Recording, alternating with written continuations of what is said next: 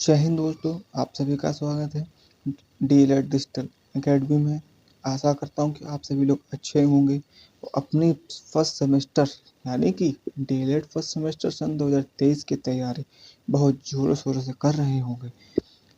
और मैं आपके बीच आज फिर से एक नया चैप्टर के साथ उपस्थित हूं। आज के चैप्टर का नाम है ध्यान एवं रुचि। चैप्टर नंबर 9, ध्यान एवं रुचि।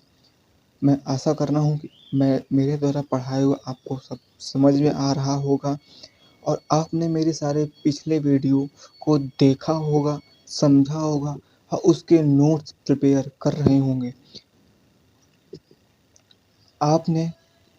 और साथ ही साथ आपने देख ही लिया होगा फर्स्ट सेमेस्टर रिजल्ट कितना अच्छा है। मुझको बताने की शायद ज़रूरत नहीं होगी कि क्या मतलब कि इस टाइम पे डीएलएड में चल रहा है। इतना गिरा हुआ रिजल्ट आज दिन तक मैंने कभी नहीं देखा। इतना गिरा हुआ रिजल्ट फर्स्ट सेमेस्टर वालों का आया है। तो आप लोग समझ लीजिए कि आप लोगों को पढ़ाई करनी पड़ेगी। ये वो चीज़ नहीं है कि आप कोई भी सीरीज़ ले आइए, लास्ट में रट्टा मार लीजिए, बहुत बढ़िया नंबर आ जाएंगे। ये नहीं हो पाएगा आप लोगों से। आप लोगों से ये हो ही नहीं सकता है। ये पीएनपी है, ये कभी भी गेम बदल सकती है। समझ रहे हैं ना आप लोग? तो मन लगा के पढ़िए। यदि आप मेरे चैनल में पहली बार आए हैं तो चैनल को ज़रूर से ज़रूर सब्सक्राइब करें, थोड़ा सा योगदान दें ताकि मुझे भी एक सहारा मिले, मोटिवेशन मिले आप लोगों के लिए कुछ अच्छा बेहतर करने के लिए। और आप लोगों सब समझदार हैं, क्या आप करना है, वीडियो को शेयर करना है। और आप जो भी डीएलएड फर्स्ट सेमेस्टर सन 2023 में एडमिशन लिया है, सेमेस्टर पेपर देने वाले हैं, तो उन तक वीडियो पहुँचाइए। और बाकी मैं अपनी ड्यूटी निभा रहा हूँ, आप अपनी ड्यूटी निभाइए। चलिए हम लोग यहाँ से चैप्टर को प्रारंभ करते हैं। आज हम लोगों को पढ़ना है ध्यान एवं रुचि, बाल विकास एवं सीखने की प्रक्रिया। मेरे सब्जेक्ट का नाम है, यानी कि आप लोग सब्जेक्ट का नाम है, उसके अंतर्गत आता है चैप्टर नंबर 9, ध्यान एवं रुचि। चलिए पढ़ते हैं। देखिए, आप लोगों को शायद क्लियर समझ में आ रहा होगा, तब भी मैं आप लोगों के लिए ये जूम कर दे रहा हूँ। अब आप लोगों को समझ में आ रहा होगा कि क्या करना है। ठीक, ये देखिए चैप्टर नंबर 9 है। पेन चेंज कर लेते हैं। चैप्टर नंबर 9, ये चैप्टर नंबर 9, ध्यान एवं रुचि। ठीक, अर्थ एवं परिभाषा पहले मैं बताऊंगा आप लोगों को अर्थ, उसके बाद मैं बताऊंगा परिभाषा कि अर्थ क्या है, परिभाषा क्या। दोनों को रिलेट कर लेंगे आराम से तो हो जाएगा आप लोगों का।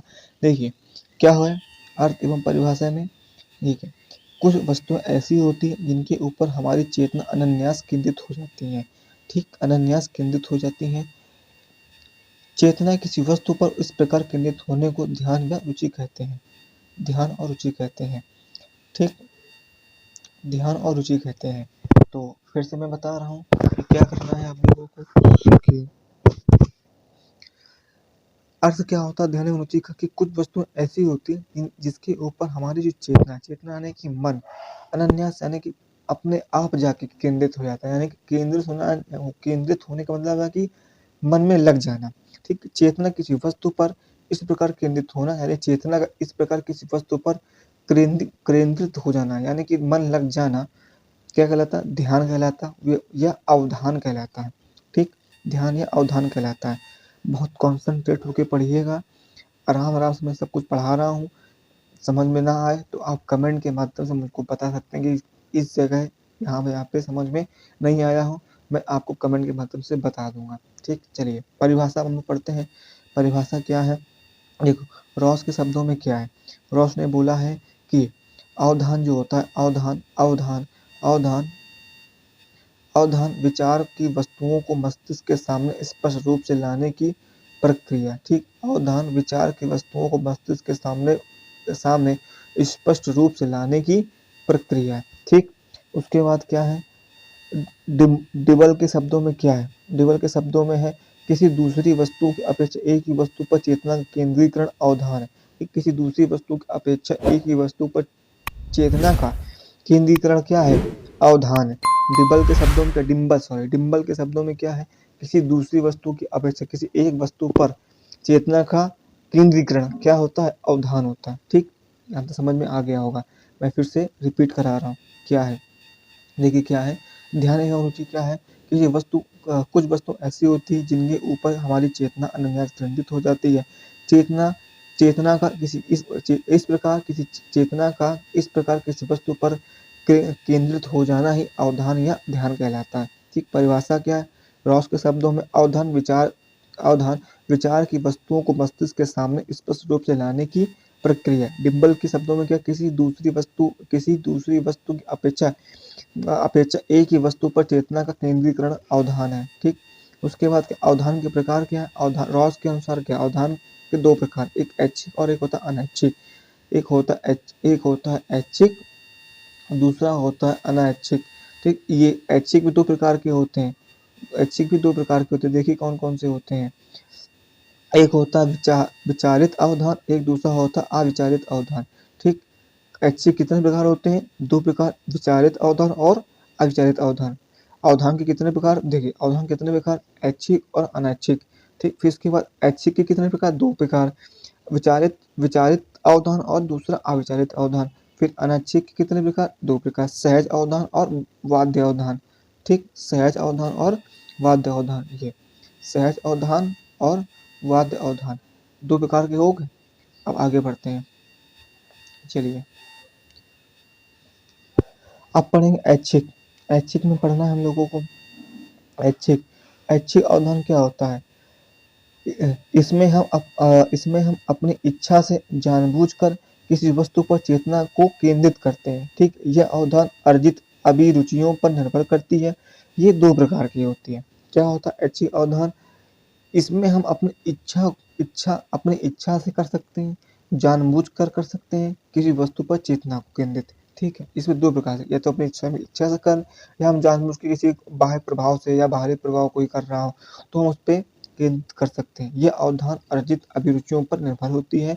ये दो प्रकार की होती है, एक विचारित और एक अविचारित। मैंने पढ़ाया था पीछे, ऐच्छिक के दो प्रकार होते हैं। देखो वैसे अवधान दो प्रकार के होते हैं, ऐच्छिक और अनैच्छिक। तो यदि पूछ ले ऐच्छिक कितने प्रकार का होता है तो बताएंगे दो प्रकार के, विचारित और अविचारित।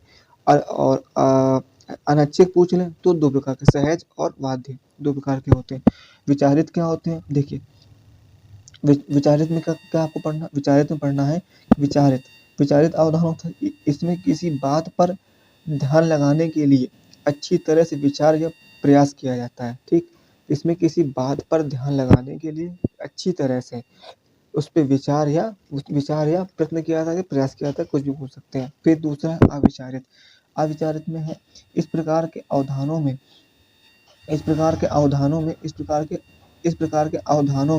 किसी प्रकार का विचार नहीं करना पड़ता। ठीक, अविचारित में कर सकते हैं, इस प्रकार के अवधानों में किसी प्रकार का विचार नहीं करना पड़ता है, वो अविचारित अवधान कहलाते हैं। ठीक, अब देखिए अब आ जाएगा आपका ऐच्छिक कंप्लीट हो गया। अब हम लोग को पढ़ना अनैच्छिक। अनैच्छिक में क्या पढ़ना है, ये देखिए अनैच्छिक का है कि अनैच्छिक अवधान इस प्रकार के अवधान में व्यक्ति की इच्छा, अभिरुचि, उद्देश्य, प्रेरणा का महत्व नहीं होता है। क्या होता है, इस प्रकार के अवधान में व्यक्ति की इच्छा, अभिरुचि, उद्देश्य, प्रेरणा का महत्व नहीं होता है। इसमें अनायास ही बिना इच्छा के किसी वस्तु पर चेतना का केंद्रीकरण हो जाता है। यानी कि आपका मन ना भी लगे तब भी उस वस्तु पर आपका मन केंद्रित हो जाता है। ठीक, केंद्रित हो जाता है।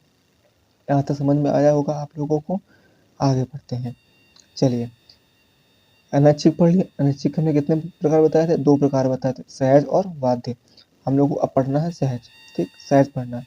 सहज में क्या है, सहज अवधान है, इसमें बाध्य किसी प्रकार की इच्छा की आवश्यकता नहीं होती। इसमें मूल प्रवृत्तियों की प्रेरणा से व्यक्ति का ध्यान अस्वाभाविक रूप से किसी वस्तु की ओर आकृष्ट होता है। जैसे कि बालक का खेल में बालक का खेल में ध्यान लगना। ठीक, ये इस प्रकार का होता है। मैंने क्या बताया, फिर से रिवाइज में करा रहा हूँ, आप लोगों को ध्यान से समझिएगा। सहज अवधान होता है,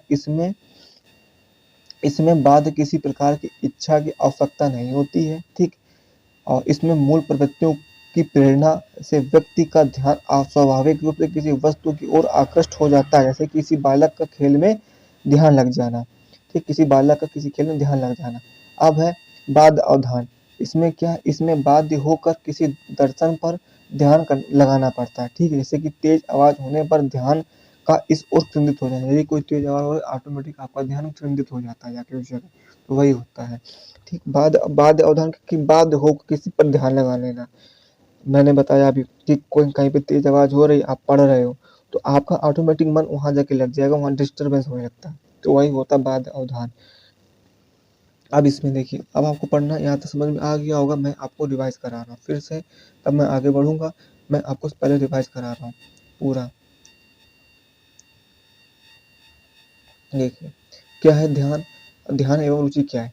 क्या होता है कि किसी वस्तु कुछ वस्तु ऐसी होती हैं जिसके ऊपर हमारी चेतना अनन्यास केंद्रित हो जाती है।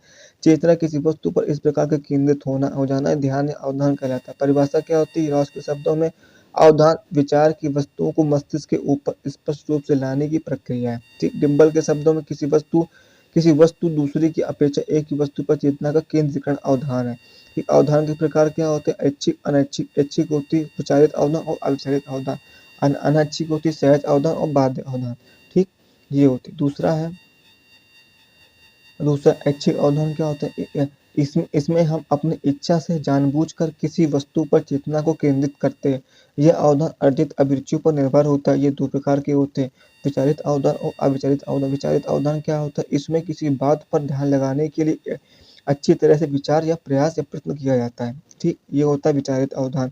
अविचारित में क्या होता है, इसमें इस प्रकार के अवधान में किसी प्रकार का विचार नहीं करना पड़ता। ठीक, अनैच्छिक अवधान क्या होता है, इस प्रकार के ध्यान में व्यक्ति की इच्छा, अभिरुचि, उद्देश्य, प्रेरणा का महत्व नहीं होता है। ठीक, इसमें अनायास ही बिना इच्छा किसी वस्तु पर चेतना का केंद्रीकरण हो जाता है। आशा कर रहा हूँ मैं समझ में आ रहा हूँ, मैं सर जल्दबाजी नहीं कर रहा हूँ। मैं फिर से समझा दे रहा हूँ, शायद मैंने यहाँ पे जल्दबाजी से आप लोगों को पढ़ा दिया है। मैं आपको फिर से मैं पढ़ा दे रहा हूँ। अनैच्छिक अवधान कि क्या होता है, इस प्रकार के ध्यान में व्यक्ति की इच्छा, अभिरुचि, उद्देश्य, प्रेरणा का महत्व नहीं होता है। इसमें अनायास ही बिना इच्छा के किसी वस्तु पर चेतना का केंद्रीकरण होता है। ठीक, अब देखिए, अनैच्छिक दो प्रकार के होते हैं, सहज अवधान। सहज अवधान में क्या है, इसमें बाध्य किसी प्रकार की इच्छा की आवश्यकता नहीं होती है।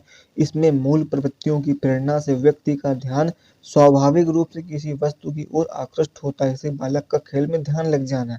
ठीक, उसके बाद बाध्य अवधान, इसमें बाध्य हो किसी दर्शन पर ध्यान लगाना पड़ता है, जैसे कि तेज आवाज होने पर ध्यान का इस ओर केंद्रित हो जाना, क्या होता है, बाध्य अवधान।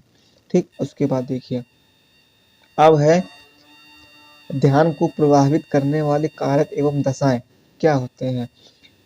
मनोवैज्ञानिकों ने ध्यान को प्रभावित करने वाले कारक या दशाओं को निम्नलिखित दो भागों में विभाजित किया है। पहला है वस्तुगत या बाह्य दशाएं, आत्मगत या आंतरिक दशाएं। आत्मगत या आंतरिक दशाएं। ठीक, ये दो प्रकार के कारक या दशाएं होती हैं। हम लोग पढ़ेंगे दूसरा। पहला है वस्तुगत या बाह्य दशाएं क्या थी। वस्तुगत या बाह्य दशाएं क्या है, ये देखिए क्या है। देखिए, वस्तुगत या बाह्य दशाएं क्या है, साथ में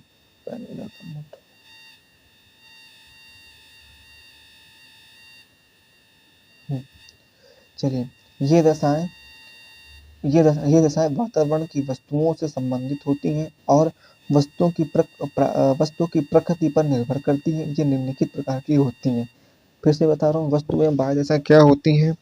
देखो, ये दशाएं वातावरण की वस्तुओं से संबंधित होती हैं। ठीक, एनवायरनमेंट से संबंधित वस्तुएं होती हैं और वस्तु की प्रकृति पर निर्भर रहती हैं, जो कि ये निम्नलिखित प्रकार की होती हैं। पहला है गति, तीव्रता, नवीनता, आकार और स्वरूप। क्या क्या होती है, गति, तीव्रता, नवीनता, आकार व स्वरूप। 5 प्रकार की होती हैं। क्या क्या होती हैं, गति, तीव्रता, नवीनता, आकार और स्वरूप, इतनी प्रकार की होती हैं। चलिए, आत्मगत व आंतरिक दशाएं क्या होती हैं। अवधान को केवल बाह्य दशा में कारक की ही नहीं बल्कि आंतरिक दशाएं भी प्रभावित करती हैं।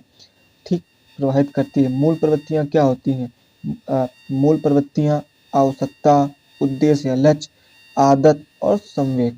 ये होता है। क्या क्या होता है? मूल प्रवृत्तियाँ होती हैं, आवश्यकताएँ होती हैं, उद्देश्य व लक्ष्य होते हैं, आदत होता है और संवेग होता है। इतने प्रकार की मूल प्रवृत्तियाँ होती हैं। ठीक, अब आगे बढ़ते हैं। यहाँ तक समझ में आ गया होगा आप लोगों को। अब पढ़ना हम लोगों को अवधान केंद्रित करने के उपाय क्या क्या होते हैं। देखिए, अवधान केंद्रित करने उपाय, अवधान केंद्रित करने के निम्नलिखित बातों पर ध्यान देना आवश्यक होता है। पहला होता है उपरोक्त एवं शांत वातावरण। उपयुक्त एवं शांत वातावरण यानी कि एकदम शांत वातावरण तो आपका ध्यान केंद्रित होता है। यदि आप पढ़ रहे हो, सपोज यदि आप पढ़ रहे हो, बाहर से कोई आवाज़ है, तेज साउंड बजे, ठीक, तो आपका ध्यान क्या होता है, मन भटक जाता है। उसके बाद यदि कहीं शांत वातावरण, कहीं किसी भी प्रकार का कोई हलचल ना हो, आप पढ़ने के लिए बैठे, किसी प्रकार कोई हलचल ना हो, तो आपका मन केंद्रित होगा। आप जहाँ 1 घंटे पढ़ पाते हो कि वहाँ पे आप 1.5 घंटा एक्स्ट्रा पढ़ सकते हो। ये होता है, वही चीज़ है। यदि आपको ध्यान लगाना हो तो शांत वातावरण की आवश्यकता होती है उसमें। जैसे कि अवधान केंद्रित करने के लिए घर या विद्यालय दोनों स्थानों पर वातावरण कोलाहल रहित और शांतिपूर्ण होना चाहिए। ठीक, उसके बाद क्या है, उसके बाद है कि विषय में परिवर्तन। विषय में परिवर्तन क्या, बहुत समय तक एक विषय पर ध्यान केंद्रित करना होता है, अतः विषय में परिवर्तन शिक्षक को करते रहना चाहिए। तीसरा है सहायक सामग्री का प्रयोग। सहायक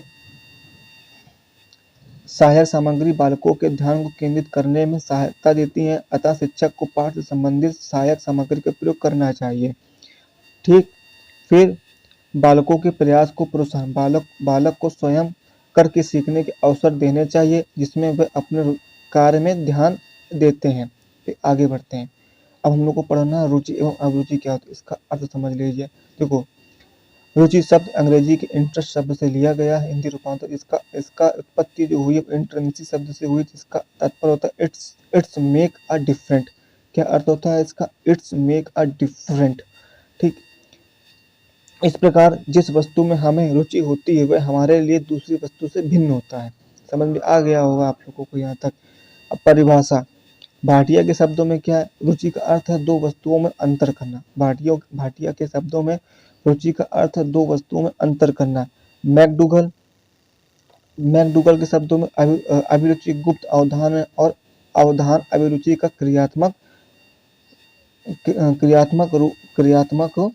क्रियात्मक रूप है। रुचि के प्रकार कितने? 2 प्रकार की रुचि होती है, जन्मजात रुचि और अर्जित रुचि। जन्मजात रुचि और अर्जित रुचि। बस आप लोगों का चैप्टर यहीं तक था। आशा करता हूँ कि आप लोगों को मेरा पढ़ाया हुआ समझ में आया होगा।